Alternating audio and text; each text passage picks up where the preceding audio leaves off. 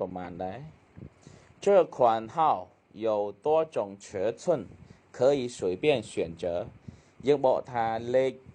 ម៉ូតនេះឬក៏លេខ model នេះមានទំហំច្រើនប្រភេទ尺寸ហ្នឹងមានថាទំហំហើយ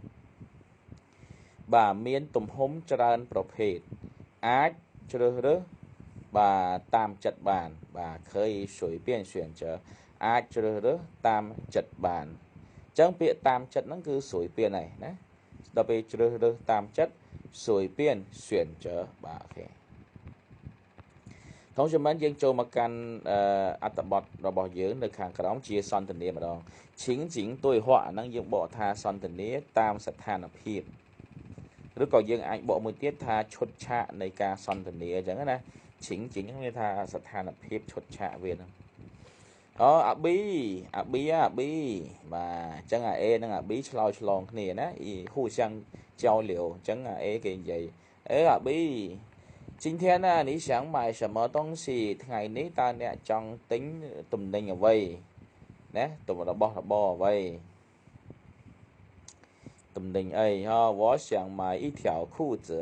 ខ្ញុំចង់ទិញខោមួយបាទខ្ញុំចង់ទិញខោមួយ我今年呢我今年变胖了ខ្ញុំឆ្នាំនេះឡើងគីឡូហើយបាទថតហើយអាហ្នឹងដូចចាំងផាំងអញ្ចឹងណា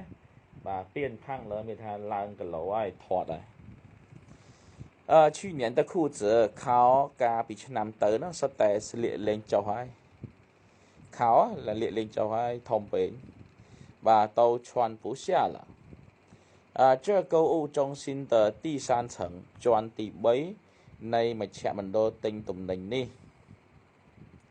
បាទទី3層ហ្នឹងមានថាជាន់ទី3ជាន់ទី3នៃមជ្ឈមណ្ឌលទិញទំនិញនេះ是专门卖女士的服装的គឺបាទលក់សម្លៀកបំពាក់ស្ត្រីនារីណាផ្ដាច់មុខតែម្ដងបាទនេះអាពាក្យផ្ដាច់មុខហ្នឹងមានថាជាន់មិនហ្នឹងមានថាឯកទេសមានថាតែមួយឯងបាទលក់កៅអៅដូចថាខាងស្រីអញ្ចឹងលក់តែខាងស្រីតែមួយទេអត់មានអ្នកណាផ្សេងទៀតទេបាទគឺលក់ខោអាវឬក៏សម្លៀកបំពាក់នារីផ្ដាច់មុខតែម្ដងអាពាក្យសម្លៀកបំពាក់ហ្នឹងហ្វូជាងនេះអាពាក្យថានារីស្ត្រីភេទនីសបាទអញ្ចឹងយើងបកមកជាន់ទី3នៃមជ្ឈមណ្ឌលទិញទំនិញនេះគឺលក់សម្លៀកបំពាក់បាទសម្រាប់នារីហ្នឹងគឺផ្ដាច់មុខតែម្ដងបាទហេចាន់មិនជួយខានណាពួកយើងទៅមើលបន្តិចមើលជួយខាន